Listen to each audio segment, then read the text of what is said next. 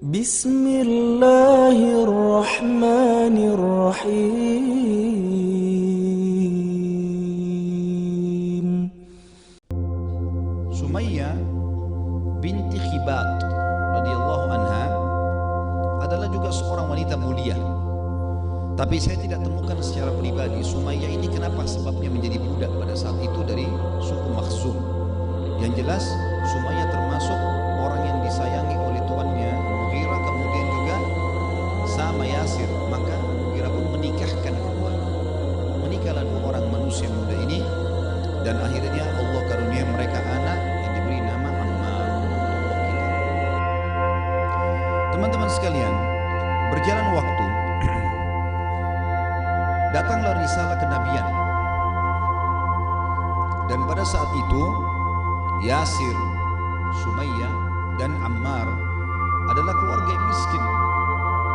Mereka hidup sebagai pegawai, semuanya bekerja untuk Bani Makhzum. Ammar bin Yasir sempat lewat ke Darul Arqam, mendengarkan tentang keislaman, lalu dia syahadat, masuk Islam dengan sangat mudah.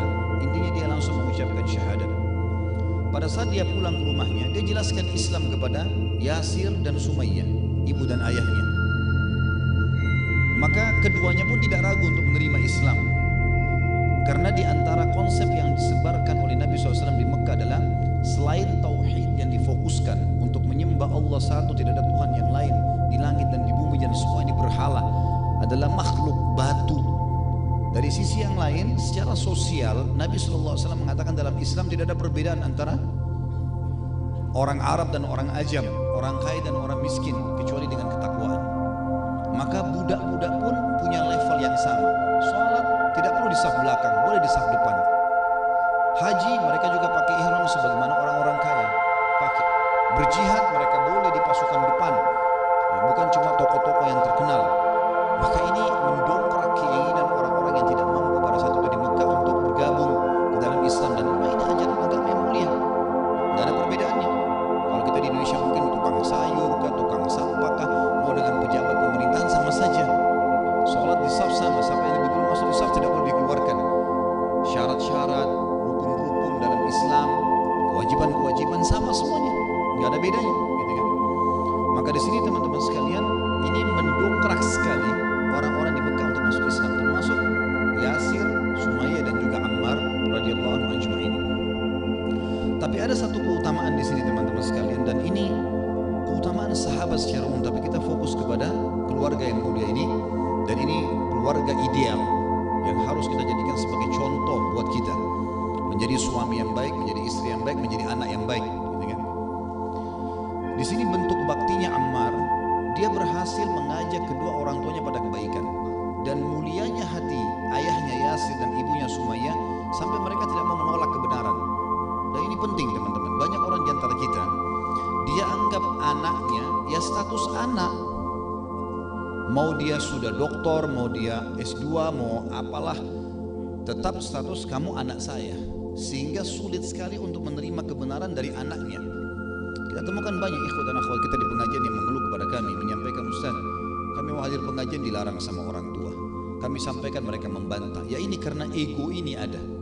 Padahal sebenarnya teman-teman sekalian, kebenaran diterima dari siapapun tanpa melihat siapa yang mengucapkannya. Lihatlah kebenaran itu, ambil kebenaran itu dari siapapun, selama itu kebenaran yang disampaikan oleh Allah dan Rasulnya. Sebagaimana juga dalam kemaksiatan dikatakan oleh para ulama, disebutkan sebuah kaidah sederhana, jangan lihat kepada kecilnya maksiat, tetapi lihat kepada siapa yang sedang kau maksiati. Karena kalau kita sedang melihat kecilnya dosa, teman-teman sekalian, kita cuma ini, cuma lihat, cuma dengar, cuma begini, bahasanya begitu.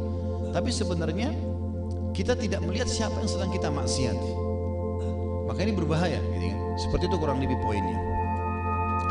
Ammar radhiyallahu anhu pada saat itu menawarkan kebenaran pada orang tuanya, maka orang tuanya menerima, dan ini bentuk bakti yang luar biasa, gitu kan? Dan hati mereka lapang sekali untuk menerima kebenaran itu.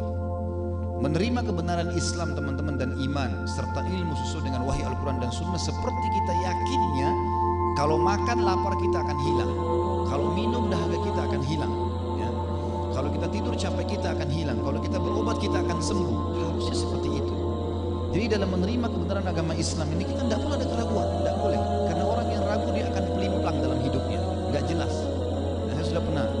saya ucapkan ini, menjadi orang baik sekalian, teman-teman. Jangan setengah-setengah. Gak usah peduli dengan perkataan orang, karena hanya sepanjang lidahnya dia. Gak usah peduli. Dan jangan pernah mengkhayal pada saat kita sedang berada di jalan yang benar, lalu tidak ada orang yang benci kita. Itu mustahil. Mengkhayal itu teman-teman sekalian. Wajar, kebenaran akan dibenci. Semua nabi-nabi ada musuhnya, gitu kan? Rasulullah SAW paling afdal manusia, tidak ada lebih afdal daripada beliau. Maka beliau dimusuhi oleh orang kafir, orang-orang munafik, oleh ahli maksiat. Gitu kan? Mereka tidak suka dengan ajaran baginda Nabi SAW. Maka itu sangat wajar terjadi. Yang penting kita berada di jalan yang benar. Yang penting kita berada di atas jalan yang benar. Setelah masuk Islam teman-teman sekalian bersama kedua orang tuanya, dengan sangat cepat didengar oleh Bani Makhzum. Dan pada saat itu keluar instruksi dari Abu Jahal, Fir'aunnya umat ini, kalau setiap suku harus menyiksa budak-budak mereka yang masuk dalam Islam. Maka Bani Makhzum rame-rame menyeret pada saat itu Ammar, Yasir, sama juga Sumayyah radhiyallahu anhum ajma'in. Ditariklah, diseret. Kalau itu diseret luar biasa ya, penyiksaan yang luar biasa. Saya pada saat membaca kisah ini teman-teman sekalian, dan kisah Bilal, kisah Suhaib, ya kisah beberapa Khabbab bin Arad dan seterusnya, sahabat-sahabat Nabi yang mulai disiksa di Mekah, saya tidak tahu bagaimana kalau kita di posisi orang-orang ini. Berat, luar biasa. Berat teman-teman sekalian. Jadi kalau antum sedang menghadapi sebuah permasalahan, pertemukan dengan permasalahannya para sahabat. Saya subhanallah kadang-kadang kalau baca kisah mereka nggak masuk di akal gimana mereka bisa sabar pada saat itu. Coba bayangkan teman-teman. Ketiga orang ini, ibu, ayah dan anaknya diseret pada saat itu, digembrang pintunya, dijatuhkan, dirobohkan pintunya pada saat rumah itu tempat kamar mereka nginap, diseret dalam kondisi beberapa athar menyebutkan Sumayyah hamil. Diseret, kemudian ditarik ya rame-rame, digotong gitu rame-rame, diseret di padang pasir, ditarik sampai ke padang pasir. Dan orang-orang Quraisy sudah menentukan tempat padang pasir yang dianggap paling panas tanahnya, jadi kan karena tidak ada tuduhan sama sekali. Kemudian menyiksa di sana orang-orang Islam yang disiksa. Mereka rame-rame dan satu suku menyiksa. Jumlahnya Allah alam berapa orang? Kadang-kadang kita digebukin oleh dua orang saja teman-teman, ditonjokin wajah kita misalnya sudah kesakitan, atau dijambak rambutnya. Atau mungkin orang kadang-kadang dicubit ya sudah sakit ya. Ini diseret mereka bertiga, satu keluarga ini. Ayah melihat anak, ya suami melihat istri, istri melihat suaminya. Diseret kemudian ditidurkan di tanah, lalu diikat keempat ya, dua tangannya dan dua kakinya, keempat anggota tubuh ini diikat, ditarik dengan keras sehingga tubuh mereka tertarik dengan keras dan dibuka pakaiannya gitu kan. Kalau dalam beberapa athar disebutkan, Allahu alam kalau kasus Sumayyah radhiyallahu anha, tapi Yasir dan Ammar dibuka pakaiannya. Begitu pula dengan Bilal, begitu pula dengan sahabat-sahabat Nabi yang lain yang sudah kita sebutkan kisah-kisahnya pada saat disiksa. Kemudian ditempelkan badannya di pasir yang panas. Perlu teman-teman tahu ya, padang pasir itu, pasir biasanya kalau kena panas, baik itu mungkin kena di, biasa kalau ada kacang dijual, juga ada yang digoreng dengan pasir ya.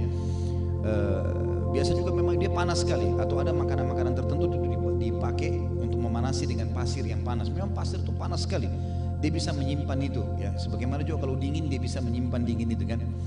Diletakkanlah tubuhnya di situ dan itu panasnya luar biasa seperti bara api.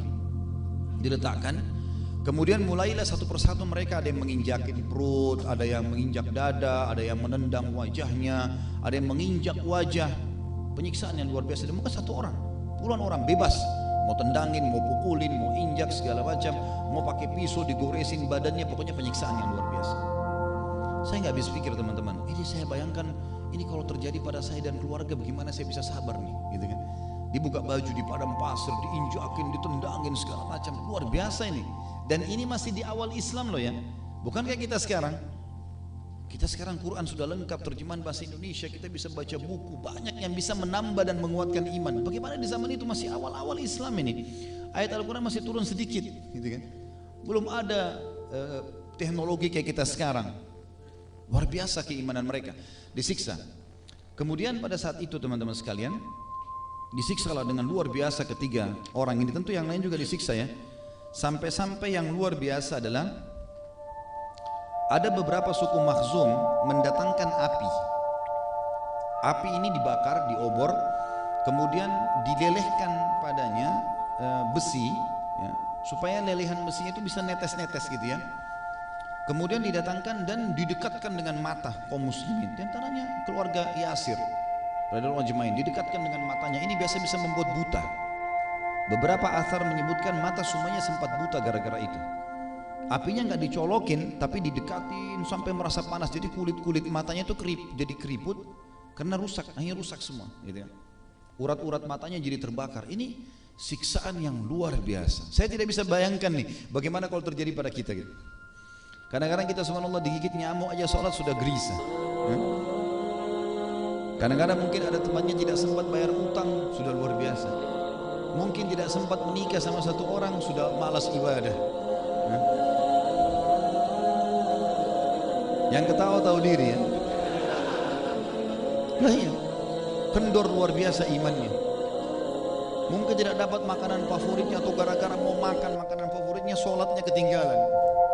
Gimana ini?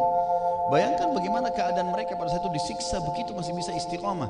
Sampai baginda Nabi SAW lewat pada saat itu karena api yang dipakai ini memanasi tubuh mereka, memar-memar, berdarah-darah sana sini. Orang-orang suku Mahzum tinggalkan ini, sudah disiksa dari pagi sampai duhur. Pada saat siang bolong ditinggalkan sambil meletakkan batu di dada-dada mereka.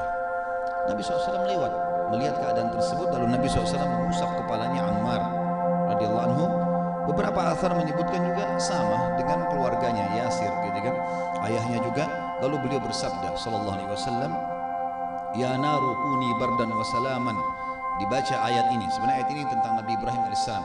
Wahai api, jadikan dirimu dingin dan keselamatan. Ala Ammarin kama kunti ala Ibrahim taqtulukal fi'atul baghiyah. Jadikan hai api, jadikan dirimu dingin dan keselamatan untuk Ammar sebagaimana engkau dulu jadi dingin untuk Ibrahim. Lalu ada pesan Nabi SAW, waktu itu Ammar masih kecil. Kata Nabi SAW, Ammar akan dibunuh oleh kelompok yang memberontak. Seperti itulah. Nanti kita akan bahas masalah itu di akhir penutupan kita. Yang jelas seperti itu. Kemudian Nabi SAW lewati Sumayyah sambil berkata, sabarlah. Yasir juga, sabran ala Yasir fa inna mau'idakumul jannah. Sabar aja, pasti kalian akan mendapatkan surga. Apa kata Sumayyah yang lagi berdarah-darah radhiyallahu anha, perempuan nih. Kadang-kadang subhanallah perempuan kita sekarang ya manja sekali. Mungkin hanya karena suaminya telat beliin barang sudah merengek, sudah cemberut, sudah mau minta pulang ke orang tuanya ya. Dengan segala macam hal yang luar biasa ini. Hanya karena masalah sedikit, ceraikan saya, pulangkan saya. Sumayyah radhiyallahu anha lagi tersiksa, terbakar sana sini, bajunya sobek-sobek, diinjakin perutnya segala macam. Nabi SAW lewat. Lalu kata Nabi SAW, sabarlah ya keluarga Yasir, kalian akan dapat surga. Apa kata Sumayyah? Demi Allah ya Rasulullah, kami yakin anda adalah utusan Allah dan kami akan pertahankan ini. Dalam kondisi susah nih, setengah mati luar biasa gitu. Begitu Nabi SAW lewat, Abu Jahal kembali lagi, bawa orang-orang gitu kan. Abu Jahal ini bukan dari suku Makhzum ya, cuma dia menggunakan kesempatan untuk menyiksa kaum muslimin. Maka dia datang bawa obor-obor lagi. Pada saat itu sudah menjelang sore hari. Kemudian mereka datangin dan dia berkata, Abu Jahal mengatakan, cacilah Muhammad, puji-pujilah Tuhan kami gitu. Yang dia datangi Sumayyah radhiyallahu anha. Maka Sumayyah dalam riwayat sahih mengatakan meludahi wajah Abu Jahal, lalu berkata, sungguh buruk engkau dan juga Tuhan-Tuhanmu. Karena emosinya Abu Jahal, dia mengambil tombak.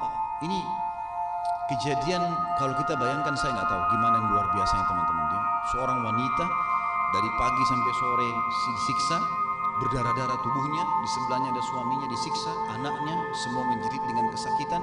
Kemudian datang musuh Allah, dia masih bisa mempertahankan agama. Didatangkan tombak lalu dilihat, Abu Jahal bilang apa? Hai Sumayyah, lihat baik-baik mata tombak ini, saya akan tusukkan ke perutmu. Caci maki Muhammad dan puji Tuhan kami. Sumayyah ucapkan kalimat yang sama. Ada athar yang lain menyebutkan Abu Jahal arahkan kekemaluan Sumayyah radhiyallahu anha. Lalu kemudian Sumayyah tetap menghina dan meludahi Abu Jahal, kemudian ditusuknya.